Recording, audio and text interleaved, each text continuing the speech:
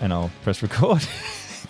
Yeah, we nearly needed a buddy check again then. I had the disapproving look. I was like, why is he looking at me? Oh, all right, fair enough. That makes sense.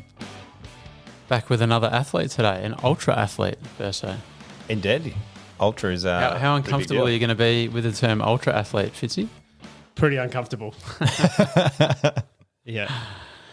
So, yeah, we're going to talk to you today a lot about ultra running in particular. And so, yeah, a couple of the things that you've done in the ultra running world, which there's a lot of acronyms here for us to get our head around. Are you just Fitzy or do you want to be? Fitzy's fine. Fitzy. Welcome, Fitzy. Fitzy the ultra runner. Fitzy the ultra athlete. So you've done probably one of the biggest ones was the UTMB World Championships in 2019, which is a 100-kilometre race in Switzerland. Yeah, it's in it's actually in France in Chamonix in France. Okay. And yeah, you pretty much get all the top athletes in the world for ultra running go there and participate over a week of running, and there's a whole heap of different events. And I did the CCC while I was there, which is a 100K event. And a whole bunch of world-class athletes and Fitzy. And me, yeah. Then one I'd never heard of, it sounds pretty unique. So it's called the Dopey Marathon, which is at Disneyland in the US. And that was a marathon, a half marathon, a 10K and a 5K over 4 days. Yeah, you run through the park. Yeah, in the park, and you know they've got all the characters and stuff out, and at crazy hours of the day. Did you say before the park's open to the public? Yeah, when I googled it, it was like saying 2 a.m. or something. Yeah, it's early starts and it's freezing. It's not supposed to be because it's in Miami. Anaheim. Oh, the Miami one. Well, not Miami. Yeah, so it's okay. Over the Miami side. So yeah. Yeah. Right. And then you've done quite a few in New Zealand, like the Tarawera 100K, and you've done one called the Miler, which is 100 miles, 160 kilometres for the rest of us. 164.3, isn't it? Oh, okay. No, I don't know. That's just what the conversion always was. That was one of those weird things that stuck with me. I'm sure it's recurring. Yeah, no, it's over 160. I don't know exactly what it is, but yeah, I can say 160K. In that vicinity, it's far enough. Yep. Well as like a heap of the coastal runs and stuff, particularly here in Victoria. So yeah, it's pretty epic. I'm not sure we would even know someone that's done more than a marathon before, even if that. So, not besides Fitzy. Besides Fitzy, yeah. Like we've got the coastal runs pretty. At least that's like near us. One of the fittest people I would say I've known. I saw them break the 50 of that. The Great Ocean one. Sorry, what did you call it? The Coastal Run. Coastal 100. I think it's the Coastal 100, yeah. Yeah.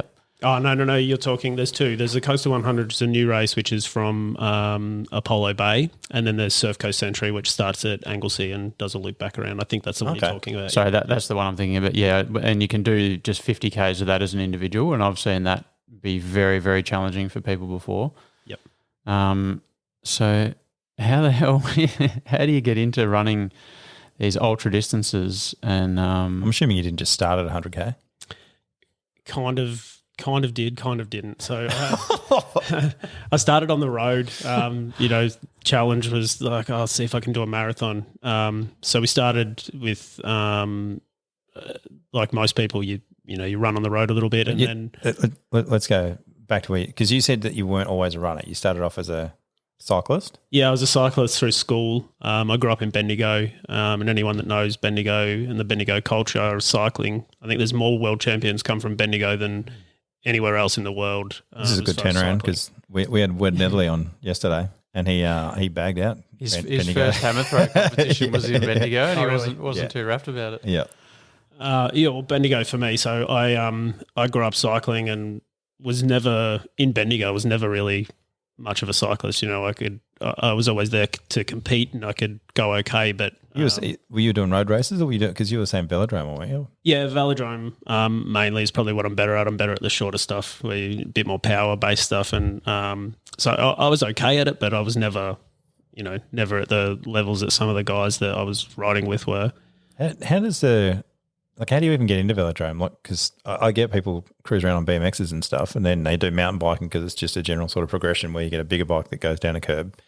But at which point do you? And I get the dudes that are like, oh, my knees and my back and everything's hurting, and let's go wear locker and get coffee together with all the boys. Like I get, I don't 100% get that, but like I could see where they're coming from. Where that we used to do running or whatever, and now we're going to that. But like velodrome as a thing, I've never seen as a sport that I've never. I couldn't even tell you how to get into it. Like I'm assuming I'd have to look up a velodrome and then go. But like I've never had a school or an interest or anybody else have any sort of interest.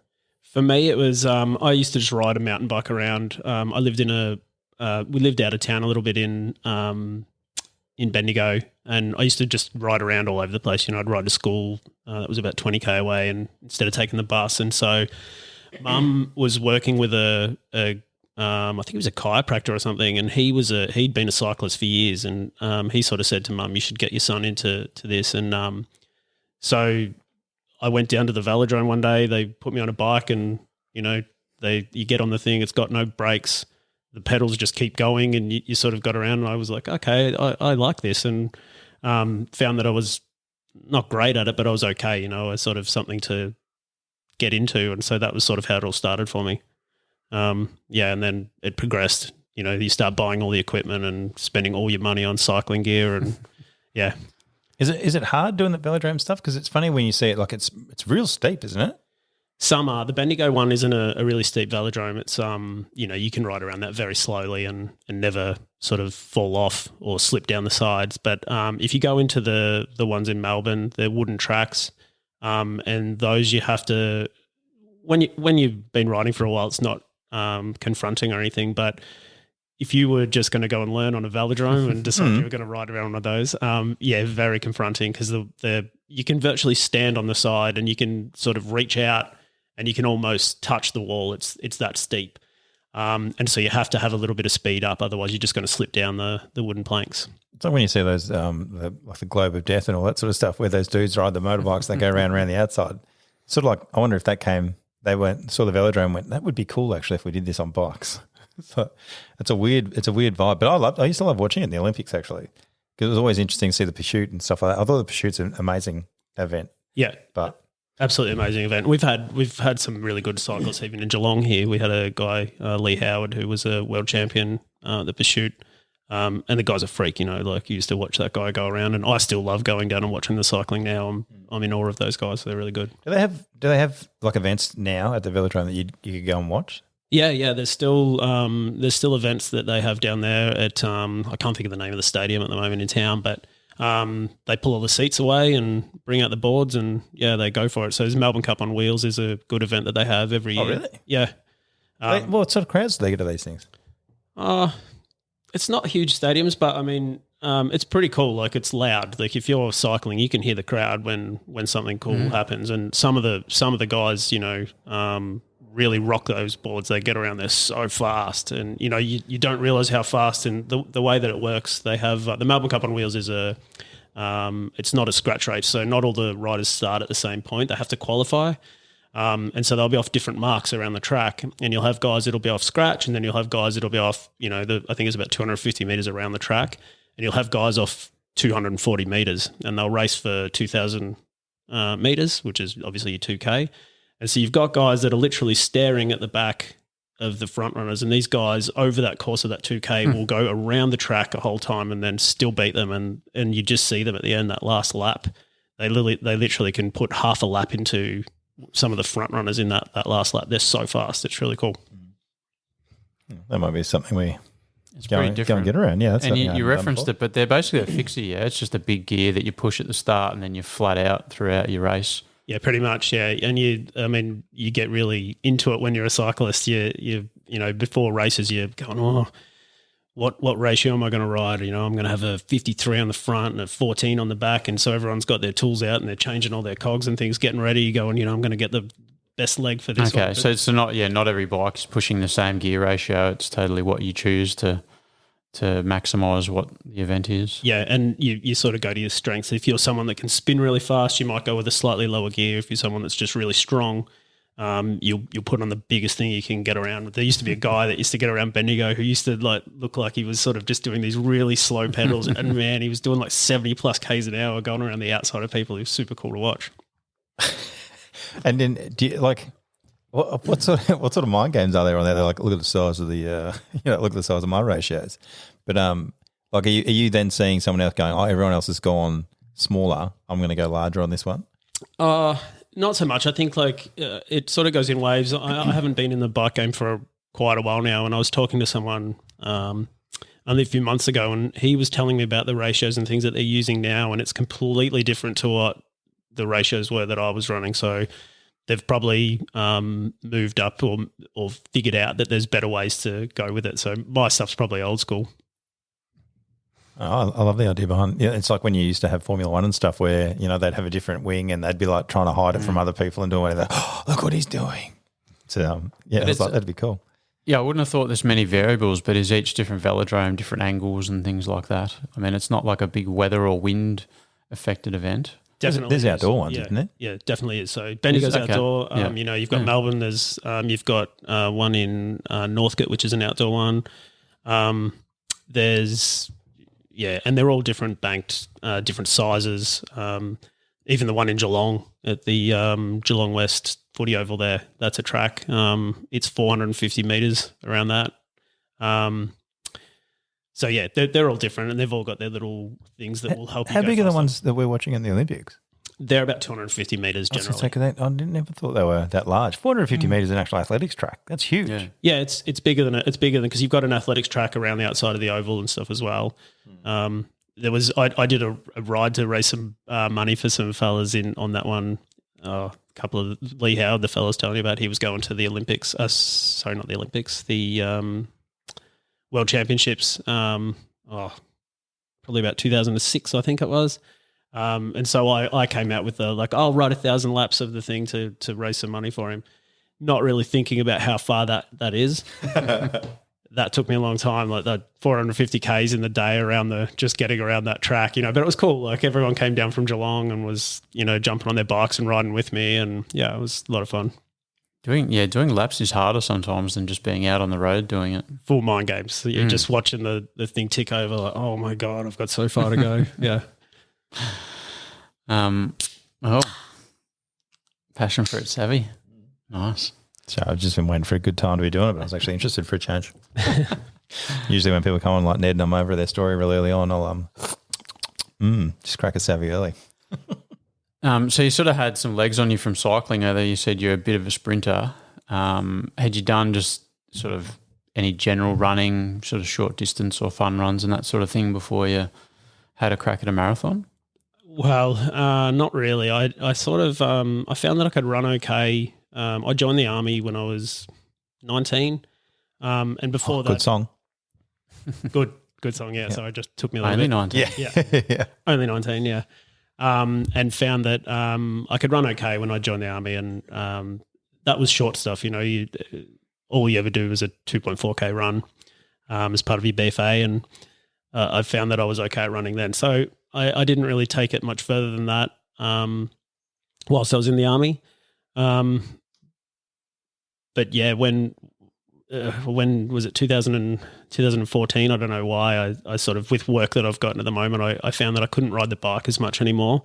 So you just do other things to stay fit. And so I just started running, and it sort of progressed into I've done a half marathon. I might see if I can do a marathon.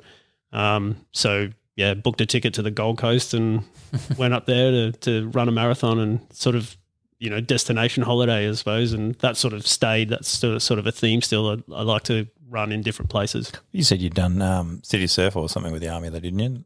Oh, yeah. Was that whilst you were in? Yeah, that was while I was in. I mean, we didn't ever do those things. How far was that, though? 14K. I don't know. We literally went down, and army blokes being army blokes, we didn't get home until 4 a.m. We rolled in from a night at the Coogee Hotel, and then the Coog rolled straight back out to go and collect our numbers and, do this run that we just did not care about. Army was paying, and we were just happy to be there. Many a good cardio activity has come post hangover, where you're like, the worse you feel, the more that you have to pretend you're not feeling it. Yeah, there's a certain skill set required to spew while still running and not losing any time. I remember we used to have every Friday morning, you'd have battle PT after you had sporties on Thursdays, and then you'd have the sergeant come and go, I hope nobody got out in the piss last night. And it's like, this is the same thing we do every week. Like we're doing the same dumb stuff the night before. He's doing the same lines. Oh, I hope nobody did this. It's like, as long as you keep going, I don't care what you do. And so every week, and they never beat us. I don't think they wanted to beat you though. I think they just wanted to watch you have the same attitude every time, like he didn't know. Like the sergeant had no idea. Oh, he knew. Yeah, he's like, why does it smell like a distillery down here this morning, boys? None of us drank, Sergeant. He's like, well, then we'll do an extra hard session today, will we? I was like, why am I living in deja vu world? It's just like... I think one distinct advantage with running, especially for destination races, is you don't have to really take anything with you. You're not carrying bike bags or much equipment. It's a much more convenient way to get around and race nationally and overseas. Yeah, definitely. You only need just the normal bag that you're sort of kitting up in, and away you go. Although some of the ultra stuff, you've got to take a little bit more gear now. You've got, I'm probably the worst. I'm not one of the ones that sort of goes, I've got to have specific type of food or anything like that. So I'll pretty much pack very lightly. But I know that a lot of other people get really into their food, and they'll take the certain type of gels, they'll take powders, they'll take all that sort of stuff. Whereas I'm just, we'll see how we go when we get out there. But yeah. Just destination running is a good thing to have as well, though. I think that gives you a goal, and then when you're there, it's probably not, because I know, like, I can't stand running, but if you're running somewhere where the scenery is great, like if I'm just doing 5K where I'm running down the road and coming back the same place that I've done it over and over again, that's literally just me spending 5K going, why are you running? No one cares. Totally. It can get so monotonous just doing the same thing over and over again. Yeah. It's also, I can imagine for you too, like I'm not a great tourist, so often, going on a holiday but pairing it with like a run or a triathlon is a great way to travel but not just kind of be bored or sitting around. 100%. I spent time in Europe and pretty much ended up just sort of going, right, where can I go? I get pretty bored with cities very quickly. I mean, Europe's great because you've got all the buildings, and it's a pretty cool sort of place to go. Look at the old paths and things that they've got here and take photos of all that sort of stuff. But I found myself more or less just going, right, where's like a cool mountain town that I can go to, park up there, jump out of the car, and then I'd just go find trails and go running, and you'd end up on the top of a mountain and sort of looking over these places that not many people have really spent time at, going, wow, that was so cool. And and very, very different scenery from Australia, especially on your coastline and mountains and things like that. Oh, huge. I mean, I drove into in 2019, I went over to do the Ultra Trail Mont Blanc series, and when we were driving in, I mean, I hadn't really processed how big the mountains were going to be. I knew that there was going to be all this, running vert that I had to do, but I didn't really care. I was like, oh yeah, I'll go do this 100K race. And me and Dad got in the car, and we're driving to Chamonix, and I remember sort of looking out the front of the window and just looking up, going, like, this one mountain is taking up all of my view, and it's still so far away. And I just remember going, oh shit, holy shit, this is going to be really, really hard. And I remember shitting myself and looking at Dad going, I don't know what I've done here. This isn't going to be what I think it's going to be. So we'll go back into, so you did the city surf. That was your first it's largest run. Probably the first. And then you went from there to the next one was your Gold Coast Marathon. Yeah. How far in between is that? Oh, we're talking 6 or 7 years, I'd say. I just wanted to use that at some point. Might even be longer. Yeah. But so, all right, so you did the run at the 14K and then you just cut away running, or is it? No, I think I did it here and there, but it would just be, more or less if someone said, hey, there's a run on, do you want to go do this? I'm like, oh yeah, cool, let's go down. And I'd more or less just go do a half marathon or something like that with somebody, but it wasn't really, it was just a thing to do. I didn't really care that much about it. I certainly wasn't training for it or anything either. So when did you sort of switch from cycling to running being your main thing? Because you still went back and because you still do mountain biking and stuff every now and then. Pretty rare now, yeah. I'm pretty terrible on the bike these days. 2010 really, like work just pretty much interfered completely with being able to get up in the mornings and have routine and be able to go out and ride with all the guys. So I used to train all the time with like the same sort of guys in the mornings, and Cycling, it is funny because cycling is an individual, can be an individual thing, but it is I find it's very social, like especially when you see like the groups of mammals going past nowadays where there's like 40, 45 dudes. Oh, because you want to sit on the back of a pack and you let them do all the work. Along. Yeah, there is. But it's really social, and it's obviously better for people's joints and that sort of stuff, I think. But like I've seen mates of mine have had pretty decent stacks as well, and it's like the injuries you get from stacking are a lot worse than from stacking running. It's like, but I think it's funny because the niggling injuries I think happen more often in running just due to the impact. But I mean, it's probably a time and age thing. But yeah, because you've sort of gone the other way where you started off being a cyclist and now you've got into the running thing. But is that just purely timing or the fact that you can do it on your own whenever it is you feel like? It's because you could still cycle on your own. I could. I think it's more just time. Time is one of those things that I find I'm time poor a lot. And I find if I go out for, a 5K run, that takes me sort of anywhere between 20 to 30 minutes, whatever you're doing, just going for a cruise. The 30 plus being when you've run with me, or it's like... I don't think I've stayed with you for the time. I think I've sort of hung around for a while and then like, I'll meet you at the finish. Yeah. You wouldn't really get on your road bike and just do a 25-minute ride. It's not really, it wouldn't be enough. You go out for a couple of hours when you're doing a ride. Yeah, I think so. Like you need that time on the bike. So, I mean, I went and bought one of those setups so you can now put my bike on a roller and have it as a digital world on Zwift. And I find that's okay, and it's good to get a sweat up, but it's sort of not the same. You're not getting the Ks in your legs that really you need as a cyclist. But Swift's how do you spell that? It's not like Zwift. Zwift, yeah. Any idea? ZW. ZW, yeah, right. Because that comes with didn't have like tracks and stuff on there, like where you could actually watch video of you doing stuff and chase people and stuff like that. Yeah, you can literally do races on Zwift. So you can race. It's a digital world, and there's setups all over the place. They set up for stuff in France, so you can ride around Paris, and you can do all sorts of stuff like that. But it's all a digital world. So yeah, there's lots of stuff, and there's even a digital world that is just a complete fake world that they've got, where you're going through jungles and there's monkeys and stuff on the side, and it's pretty cool. And like Leonardo DiCaprio in the beach? Kind of, yeah. Do you remember that? I do, where he's on the trail. So bizarre, When he gets exiled. Yeah, it just goes crazy. Terrible movie.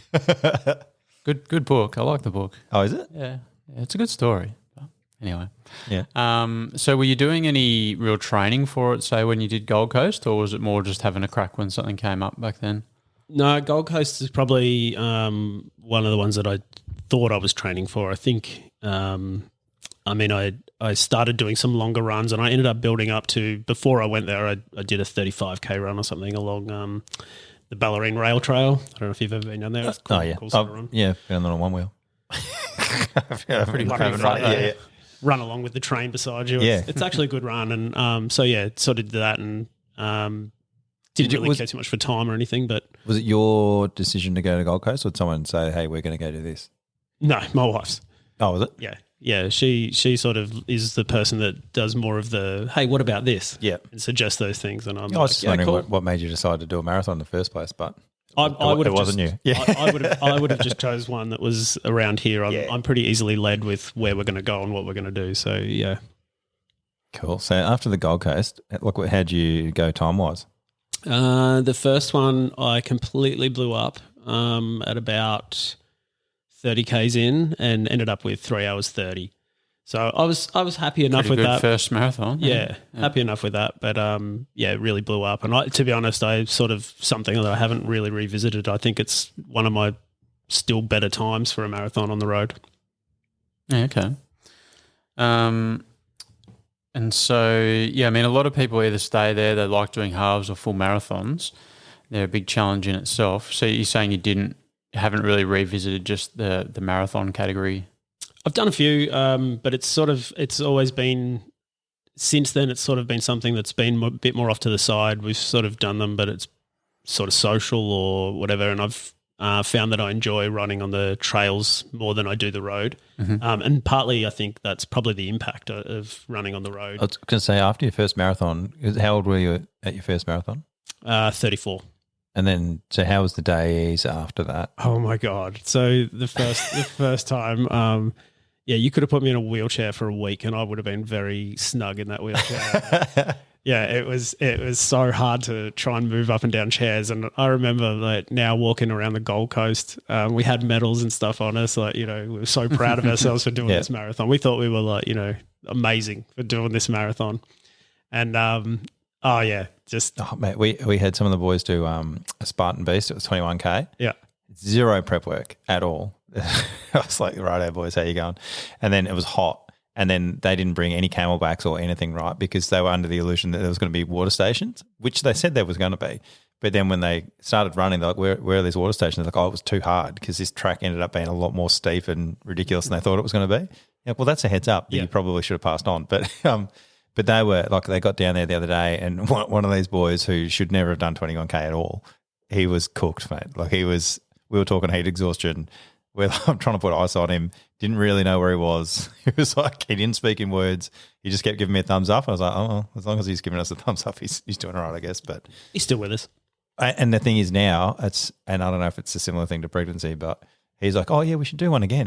I'm like, I can relate to that one. Yeah, it's just He's forgotten. Yeah, it's just confusing where, people do stuff and they're like, oh, mate, it was terrible. It was this, it was that. I hated it at the time. And you're like, yeah, okay. 3 months later, you're like, yeah, let's do that again. And I was like, run me through why. It's like, I don't get it. That's a reoccurring theme with running. Yeah. So how long did it take you to get over the first one?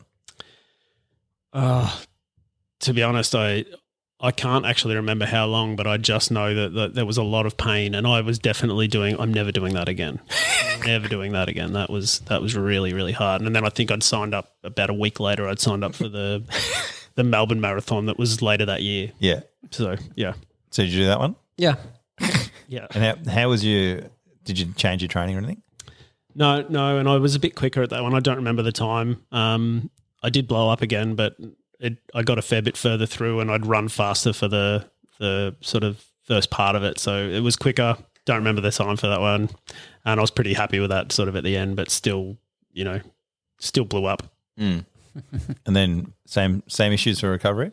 No, not as bad. So I know that the second one I still was sore, but it was like, okay, this is, you could notice straight away that, okay, this is not as bad as it was the first time around. And I certainly had run faster that second time and from the gun as well was certainly putting more effort in. The first time I think I was trying to conserve a little bit more, whereas the second time I'm like, stuff it, let's have a crack and see what happens. Still buggered it, but was happy enough. So how did you go from there to running trails? Like, did you do more marathons after that, or is that when you started looking into new stuff? From there, I think there was we were sort of looking at the time about trying to travel, and we were looking at different places. And my wife came up with let's go to Disneyland, and she found this race called the Dopey Challenge, and it's virtually just a marathon at Disney World. But if you want to do the Dopey Challenge, you do. For the days leading up, you do a 5K, the day after a 10K, the day after a half marathon, and then you do the marathon on the last day. And then so they don't even go. It's an ascending order. Yeah, I thought it was going to go the other way. No, they put the marathon on the last day. And if you do that, you get. Does make sense to be dopey. It doesn't. Each one of the runs has got its own theme, and so like it was the Pluto 5K, I think it was. And there's also another challenge that's there. But essentially you ended up, if you did the Dopey Challenge, it was all about the medals. You got 6 medals for doing the Dopey Challenge. There was one for doing, there was an extra medal if you did the half marathon and the marathon. So we got that. Plus we got the Dopey Challenge because we did all 4 of them. So, and you got one for each of the runs that you did as well. So it was all about those medals, which we went for. And I think it sort of evolved from there where we're like, oh, okay, you can do these races back to back. And we seem to like get through that okay. And then before you knew it, it's like, hey, have you heard about this trail running stuff? These guys run a long way. So sorry, with the Dopey Challenge, so that's actually at Disney World or Disneyland or whatever it is? Yeah, the one in Florida. So is it actually on their venue? And you run around all the rides and stuff? Yeah, you run through all the, past the castles and, all that sort of stuff. So they do a full marathon. Was it a half marathon and a full marathon? Yes. Is it big enough to have a full marathon? Like, I've never been to Disneyland. But it's huge. It's like crisscrossing of all the different pathways and stuff. The place is huge. and you're never in the same place. I don't remember being in the same place twice. We might have been, but I certainly don't remember that. Yeah. And along the way, you've got like, like all the characters are out and stuff, and people are lining up to get photos and stuff with them. And it was I saw briefly. I saw some pictures of it before, and people are wearing all sorts of weird costumes and stuff. I'm assuming that's for the 5K. So I don't think anyone's doing 42K. And no, people come out and they love that stuff. They love it. Yeah. Doing 42K. One of the guys at one of the Gold Coast marathons, I remember he was going along with a mattress on his back and like carried this mattress the whole way. Like why? I don't know. Did you ask him why? No. How did you not go to a bloke with a mattress on his back and not ask him why? Because he was like a long way back. Of course he was. He had a mattress on his back. But by the time I'd finished and we'd caught the train back into town, and he's still coming along with this mattress on his back, and like he just did not look like he was having fun. Not a chance. I wouldn't have asked. The first thing I would have done, I'm like, you know what? Everyone's like, bang, go. I'm like, nah, I need to know. I was like, I don't care what time I get if I don't know what old mate's doing. Oh, hopefully he listens to this podcast and he can get in contact with us and goes, well, actually, that was for this. I was raising money because something happened. I'm sure it was raising money for something. There's always a Spider-Man. There's always something like that with like the full skin suit. A Spider-Man I can get, Make-A-Wish Foundation kit around him. A mattress, that's a story. There's some reason that old mate's carrying a mattress. I think I've seen. It's going to upset me now. There's someone that had like a washing machine or something on their back as well. There's all sorts of weirdos out there that like decide they're going to run a marathon with something on their back for some sort of household appliance. Yep. That's not I don't know that that's a real thing. Yeah, I don't know that it is. I'll take your word for it. Yeah. So yeah, Dopey would have been pretty unique. And that's all accommodation within Disneyland as well, or how did you do that? Yeah, we stayed in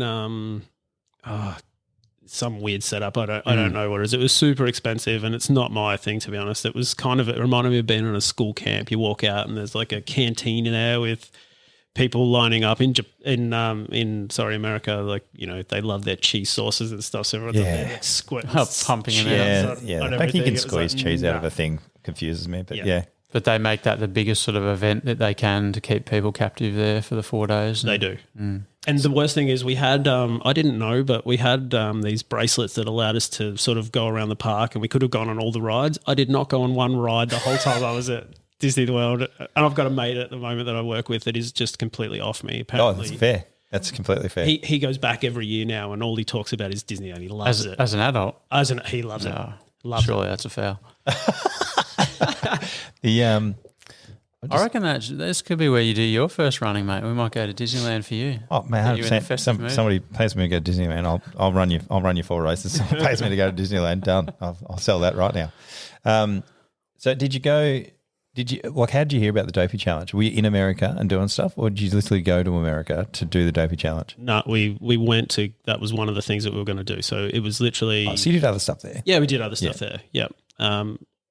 Certainly did. We sort of went all over the place and then had that somewhere in the middle, and that was virtually what the trip was for. And then we sort of went around everywhere else. So I find that interesting to do. Like that's because a lot of people go for sightseeing and stuff, but a lot of times you take a photo and then you go back and you're just like, oh yeah, that photo was cool. But like having an actual experience where you go somewhere and then you've done something and then get a photo or whatever, it's like I feel like that's pretty impressive. So if you can any sort of random event, I mean, it doesn't have to be running.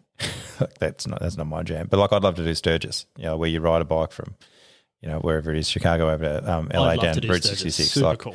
Yeah, and it's funny because it's probably really overdone now, touristy wise and that sort of thing. But I'd still do it outside of the actual Sturgis. Like that ride would still be sick. But like I think going there for an actual event to do something is pretty cool, and you'll probably get a lot more memories than just turning up and doing something. I've done Bali a couple of times now, and it doesn't really do anything for me. It's like yeah, cool, the weather's nice and this and that, and it's cheaper than going to Queensland. But it's but if there was a marathon there or something else, like that'd probably be interesting for you to go and do that. Oh, and speaking of, are we doing the East Timor thing? Have we spoken to Traverse yet? On bikes? No, not yet, but that might be a thing Fitzy wants to get around as well, if we can pull that off.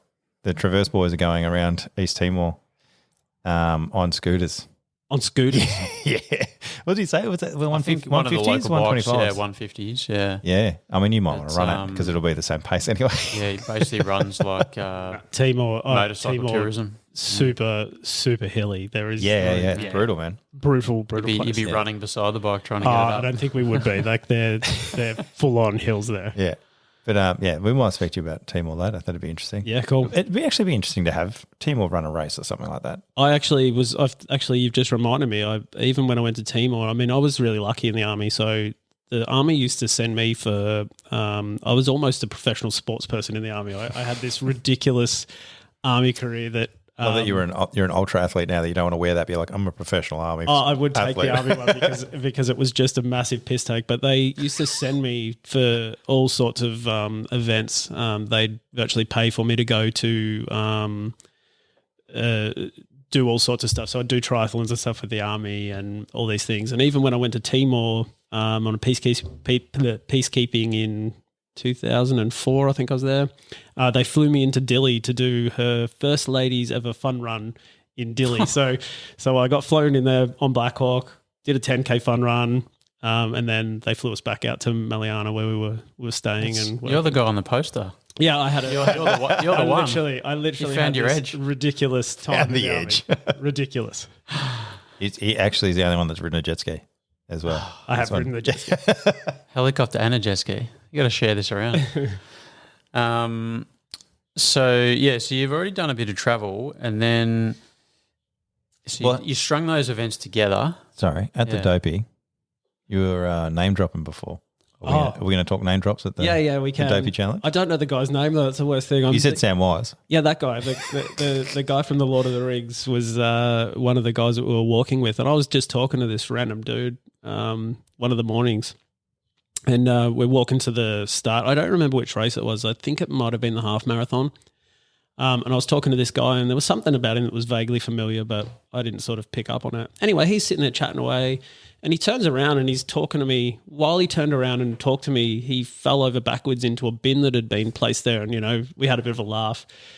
And it wasn't until... When you say we had a laugh, you and him, or everyone else laughed at him? Yeah, everyone that was there. It was only sort of like my wife, me, and him, and... a mate of his or something. I don't really know who they were. And he sort of... It was probably Tom Cruise. Yeah, it could have been. Some other famous dude that Fitzy's got no idea about. Could have been. And he seemed like a cool guy. And they've sort of, after he's fallen into the bin, I think he might have been a bit more embarrassed and sort of taken off a little bit. And it wasn't until he'd walked away that my wife told me who it was. And it was, Samwise. And then probably 10 minutes later, he's up on this stage introducing the race and stuff. And we had a bit of a laugh, yeah.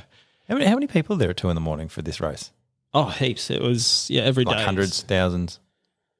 Oh, probably thousands, yeah. It's a lot. Right. Yeah. Okay. It's definitely an event then. Yeah, it's definitely an event. I don't think I can imagine how big this Disneyland is. It's huge. Well, that's why I was confused when you're running a marathon. I was like, that's huge. Park. Yeah, you go through all the little. They've got stadiums and stuff there. I remember running through a baseball field at one stage, and you run through past castles. I even got pulled over by the army guy off Toy Story. The little. Not Buzz Lightyear. No, not Buzz Lightyear. The army men that they've got. Yeah. The tan and the green ones. The little green plastic guys. So one of those, there's a guy that's dressed up as the army man, and he's like, "You stop there!" and makes me give him push-ups and stuff on the side of the road while you're doing the run. Do they have match stuff like that? Like what other random little things do they do? Oh, there's you're going along and Mickey Mouse is there talking to you and it's the Chippendales, if you remember them. Like Chippendales? I think they're Chippendales. The Chipmunks, gotcha, yeah. No, not the Chipmunks, the Chippendales. And then the strippers. Chippendales. The dude strippers. Really? Is that a thing? Yeah. Or do you mean like Alvin, Simon, Theodore? No, not Alvin, Simon, Theodore. Alvin, Simon, Theodore. The Not Chipmunks? No, I don't think they're Disney. Are they? No. Chippendales is definitely true. Anyway, Yeah, they're definitely that was a chipmunks. Full Monty sort of thing. They're definitely chipmunks, but they're they're not Alvin and Simon and Theodore. Oh, well, who are those guys? They're chipmunks. Oh man, I'm pretty sure it's Chippendale. There we go. Yeah. Anyway, so they were Chippendale there, Adventures, maybe. Maybe. Yeah, I think we're talking about the same. Yeah, thing. So I don't there think was we'll look it up no later. stripping We'll look it naked up. man on this. yeah. Maybe it's to mark the time. Mark the Oh time on that one. yeah. I'll write that one. Yeah. We'll see who won that one. Yeah. Okay. There's I don't know. There's princesses and stuff, and all sorts of stuff as you go along, and it's kind of. Did you dress up for any of them? No. I don't think I did. Anyway, no. Did that make you outliers, or was it just not? It'd be a bigger percentage than normal that wanted to dress up at that event, I would imagine. Oh, no, I think you've got your hardcore Disney people that sort of will run with the Disney ears and stuff on like that, but not like hardcore dress ups like some of the other stuff you're seeing. Like no white goods. No white goods on that one. I didn't see any of that there. No mattresses there. So you've strung together 4 events in 4 days, and then like where did the seed for the ultra sort of stuff come from out of that? Well, I think you said you went to trail after that, didn't you? Yeah, I started doing some small just trail events. I can't remember there was a series. When you say small, are you talking like a 5K trail event or? They did have them. Generally, it's one of those things that when you go to a trail event, they'll have like a 5K, a 10K, a half marathon, or 15 or something like that. And my mind is always the same. Whatever the biggest is, I'm jumping to that. And then I get there and go, what did I do that for? Yeah. Yeah, Spartan does that. They have 5, 10, 21, 50. Yeah, it's brutal. It's a bit of a fair jump for the top one. For the top one, yeah. It was funny because our boys obviously had no training. They did the 21 and they're going to come on and tell their stories. But, and then the 50, there was a dude from Japan who turned up and he had like some old school like traditional clogs or something he was wearing, like these sandals. And he ran the whole thing, won it, did the 50K, which was 2 laps. And these boys had done 1 and they were getting overtaken. Because I think they took them like 6 hours for them to do it. And old mate did it in like 4.5 to do the 50. And he like just blitzed them. Fast. And just ridiculous. Like he'd just flown over from Japan to do this event and was flying back on like the Monday. Japan's huge. Marathon, that sort of stuff in Japan is huge. Really, really big. So do you remember where your first trial was? No, I don't. No, we can't. We don't even have a thing. It's more of a. It's a bit like that. I think it was called the Brooks Trail Series then, and might be the Golden Series or something now. But I think it might have been the Canyon Run or something like that down at Jeebus, it's like Mill Parkway somewhere out there. They had like a trail event that I went out and sort of did a run there and went like, this is fun. Different crowd of people, like everyone sort of was pretty friendly, and sort of chatted away. Where you find road, they're very about, it's every K is at this time and they expect it to, they've got these schedules. It's funny when you watch them too, like at a running event when there's a big crowd of people, like the one that like they're pushing to the front because they're like, I'm going to smash this. Yeah. But then they're there and you see them, they've got like 3 different watches because they're like, I'm going to start them all because I don't want one to be in the wrong time and I've got my timer on here. I don't care what their timer says. It's my timer. And they go, and you see them with like their gels that are taped to them and whatever else it is. Yeah, there's a lot on. So you've got the guys, they're hardcore, the ones that are, and they're probably pretty finely tuned athletes, those guys. Whereas you found it was just a different crowd for the trail stuff. So, guys were still running fast, but it was just sort of chilled. You'd have some guy that would just absolutely fly along the trails, and then he'd be at the end, almost handing out drinks and stuff to people and like, just chatting away and, people are looking at him like, man, you're a bit of a big deal, and he just doesn't care. Like it's sort of just a different atmosphere. And was this, it's interesting because, like you've got Cam Haynes, you've got like Goggins and stuff, and these dudes they've made running long distances like cool. Whereas I don't know that it ever used to be that thing.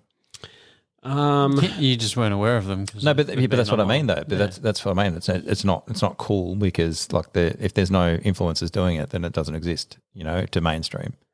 Yeah, probably. And I mean, it's sort of funny. So, if you're not an ultra trail runner or you haven't sort of been in that space, then I suppose it sort of seems mad, but or it seems like a different world. For me, I see all these freaks out there, and for me, I'm just I'm a nobody, like absolute nobody, and it's been funny to the World Championships. Yeah, but as a nobody, it's a qualifier for the World Championships. Yeah. I mean, we spoke to Wed Netherley about being number 1 3 years in a row, but as a nobody, we're like, right, so the Australian champ 3 years, but anyway. I think it's relative. Try being a nobody at the Brooks Trail running series like I was. Yeah. Well, I was a nobody, like it's one of those things. And every time I go to these, I'm still a nobody, and I am a nobody. Like I'm not going to win these things. I don't really care about that either. But it's funny though, because just by default, if you can come last in 100K, and to me that's ridiculous that you've completed 100K. But that's what I was saying before, where I didn't even know you were running those stupid distances. Like I knew you'd go for runs. I'm like, nah, whatever, he's doing a marathon. I could care less. It doesn't impress me because I'm like, I can't stand it. It's not my jam. But like then when I'd see Goggins doing whatever and I'd do this and do that, I'm like, mate, I hear Goggins ran like 150K doing whatever. And you're like, yeah, I do that. I thought, what do you mean? Did you take some crackers? You know, like, I thought, what do you mean? You're like, yeah, I did this. I went to New Zealand. I did that. I was like, what? This is ridiculous. Why are you running so far?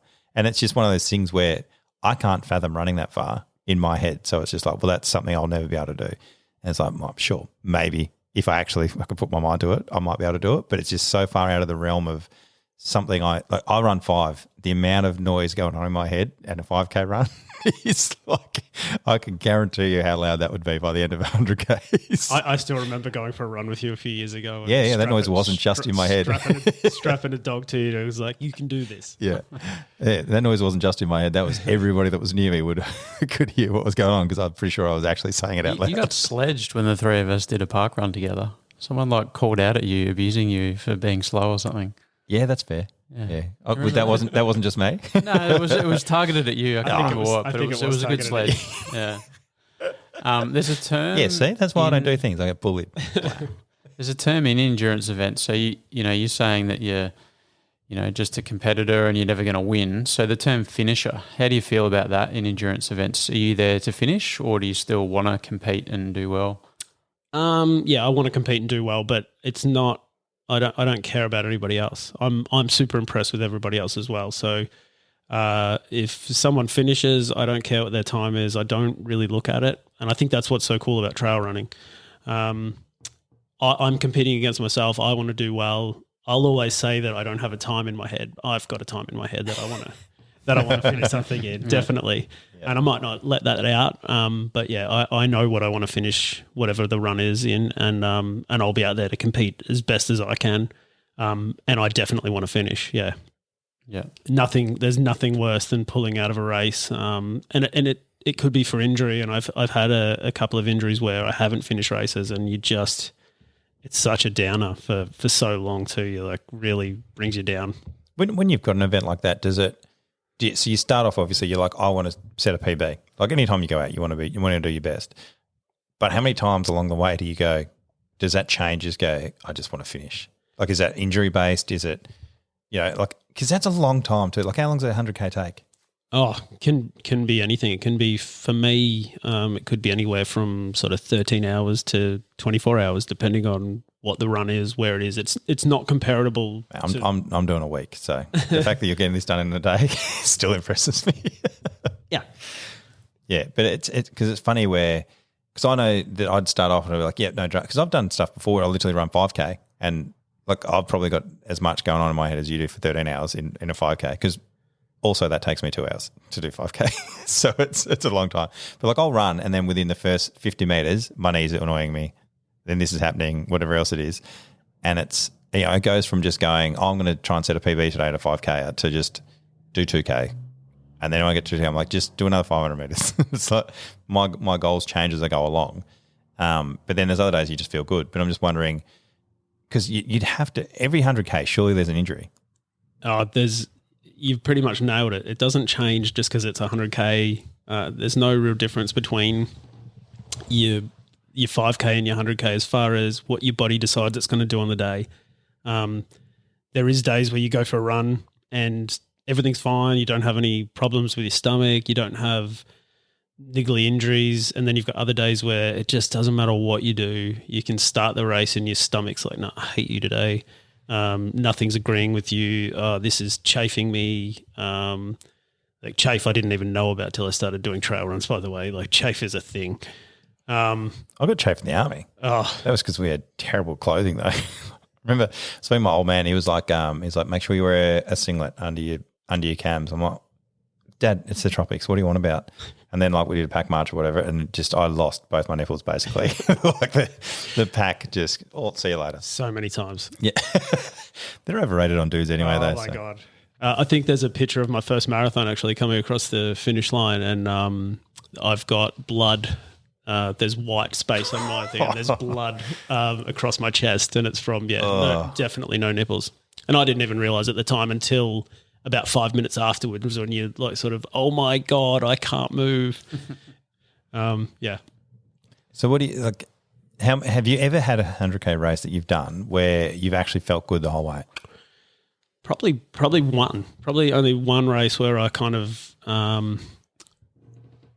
I sort of looked at it afterwards and went, oh man, like it was probably a day that I should have gone faster. That was Surf Coast Century 2020 maybe. I'm not even sure what year it was. I ran with a mate and the two of us just kept each other going all day, and we sort of weren't trying to go out too quick or anything, but we were solid all day. And I think there was one time where we sat down. My wife said she was going to meet me at the next aid station, and your head plays funny games on you as well. So she said she was going to be there. She wasn't there. So instead of me going, okay, she's not here, I better just get my stuff and go, I waited for her. And she never came. So I'm sort of, at this aid station going, okay, I might have some chicken noodle soup. She's still not here. She said she was going to be here. Okay, what are we going to do? You're stuffing around at this aid station. And so I probably wasted 45 minutes just stuffing around waiting for her to come. And then I started running again, and we got to the next aid station and she's at that one. And, you're like, oh, what was I doing? So, yeah, and she's like, you right? Like that took you way longer than normal. Yeah. She's like, what are you doing? And I didn't really have a real bad moment out there all day, and was sort of running along okay. And that's one of the ones that I look at and go, oh, man, if I hadn't have stopped at that, I would have been at least 45 minutes quicker than my time. And that would have got me at Surf Coast Century when you finish. If you finish under a certain time, I think if you're under 12 hours, you get a Stein, but it's the leader Stein. If you're between 12 and 16 hours, you get a Stein as well. And if you're after 16 hours, you get pretty much nothing other than kind of finishes things. So good thing I don't drink beer. Yeah, traffic control packing up as you're going. Yeah, that's right. I've got my Stein, but I almost had a leader Stein that day, right. so sort of stuffed it. Oh, so. It's funny though, because it's one of those what if things where had you have not had your break, would you have, or if you weren't worrying with your mate, would you have run a bit faster? In which case, would that have injured you or whatever? Like it's one of those. Yeah, who knows? Yeah. Who knows what would have happened? And would I have been? Yeah, you're right. Would I have been able to run in those places where I was feeling sort of crappy and he was pushing ahead, and I'm like, I've got to stay with him now. And who knows? Have you had any where you've started in the first 50 meters, you've twinged your knee or something, and just went, nah, there's no point? Well, no, not that early on. I have. I tried. I can get before I've got to the steps. I've already changed my mind. Last year was probably the worst year for me. I had two races that I tried to do last year, and both just turned to nothing. So I went to Tarawera and was going to do a 50K last year. I was very, very unfit at the start of last year, and I got to that race was actually horrible because I got to 46K and kind of passed out on the side of the trail, and then I was sort of sitting there. They had medics around me, and I'm like, no, I'm cool. And they sat there for 45 minutes or so with me, and then wouldn't let me finish the race. It was just med discharge. They made me leave, and I was like, I could walk to the finish line, and get my finishes thing, but no, I wasn't allowed to finish. And then I also tried last year, went to do Ultra Trail Australia, and do you disagree with their call? No. As much as I do, like I know I could have I know finished. you want to, yeah. But if I'm pretty conscious that you've got these volunteers that are there, so if they're telling me that that's it, then I've got to respect that as well and respect the race, because there's so many people that they're trying to look after. So, and I like to think that I'm pretty conscious about that sort of stuff to go, as much as I know that I can finish this and that there's no problem, if they're telling me it's done, it's done. So it was a hard pill to swallow, that one. Yeah, still sucks. I still can't get over that one. But yeah. And then there was also another race where I just had a really bad day and started, I couldn't run. I was sort of hobbling along, and I convinced myself that I was really creating an injury and pulled out at sort of the 50K mark at that one as well. And then turns out there's absolutely nothing wrong with me. I was just being soft. So yeah, yeah, they're hard to take when you do that. Yeah. So what, to get into the 100K races, what sort of needs to change mentally and training wise?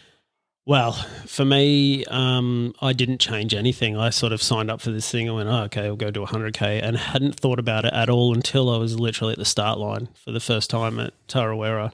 So Tarawera is a race in New Zealand. Is this the one you've done after the Dopey? Yes. Right. So this is the first time that I'd signed up for 100K. And I kind of rocked up and I didn't know any of the trail runners. I didn't know who's who. And there's a guy called Jim Walmsley who's walking around, and people are sort of talking about this Jim Walmsley guy. And the first thing I remember about the guys, they had a Q&A, and I was like, oh, yeah, I'll go see what this trail running stuff's all about. You know, I'm just going to go run 100K with these guys. So sorry, before this 100K, what was the most you'd done? The marathon. So that's 42, yeah? Yeah, on the road. Yeah. Yep. So 42 road, and then you've gone from 42 road to your first next competition that you've done. Had you run further than 42 after that?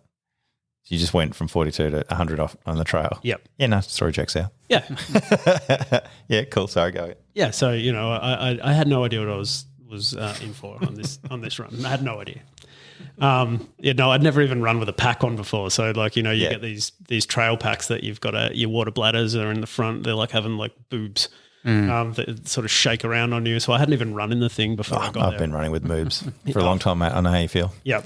I think that's where you start going, oh, God, chafe is everywhere. You know, everything's rubbing. But anyway, I sort of got there and, you know, it was a cool vibe. There's like people getting around and they were just talking about this 100K. By that stage, I started going, oh, holy crap, you know, I've got to run 100K in a few days. But these guys are all like, they kind of calmed you down because they're all there just like, oh, yeah, you know, 100K, they're going out and running the trails and stuff around the area. And if you've ever been to Rotorua in New Zealand, it's an absolutely beautiful place. There's pine forests and there's lakes and things everywhere. It's absolutely the smell of sulfur place. Everywhere. Yeah, that's kind of hard to take in some certain spots, but yeah, but not everywhere. It's only in the sort of the sulfur flat area that you really get that smell.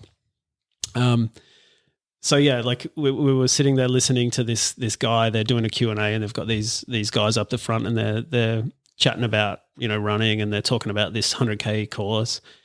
And I remember them saying, oh, the course record for the 100K was 7 hours 45 and had been set a couple of years prior. And they've gone to this American guy, this real skinny looking guy with long hair. And he sort of goes, they go, what do you think you could do it in, Jim? Jim says, yeah, I've had a bit of a look at it and I think it's a pretty runnable course. I think 7:20 is not out of the question. And I remember going, 7 hours 20 for 100Ks. That is insane. As in quick, or you're like, oh, mate, that heaps more fun. No, that's so fast. Even I mean, I knew nothing about it then, but I was like, wow, that's smoking fast for 100K, 7 hours 20. Geez, that guy's confidence. He's so confident. And I remember being in the run when we actually started the run. I remember going through an aid station. I was only just past halfway, and someone had said he'd finished. Like, what? This guy's finished, and he ended up doing it in 7 hours 23 minutes. Really? 7 hours, 23 minutes, and he knocked himself out on a branch like early on in the run. Like, what a freak. What a freak.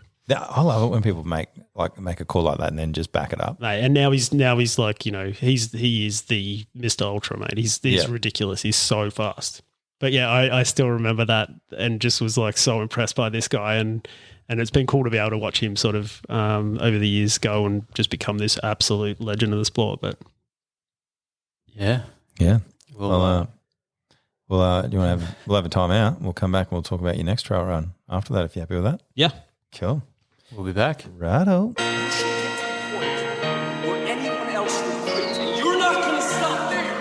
Just do it. What's the worst that's going to happen? Just do it. Simple.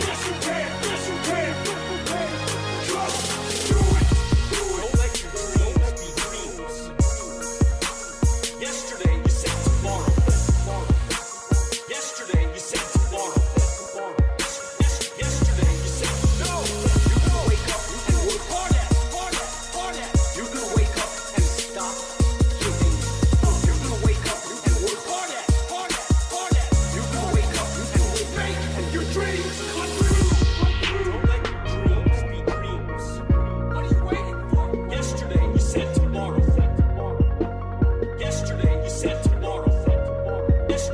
yesterday.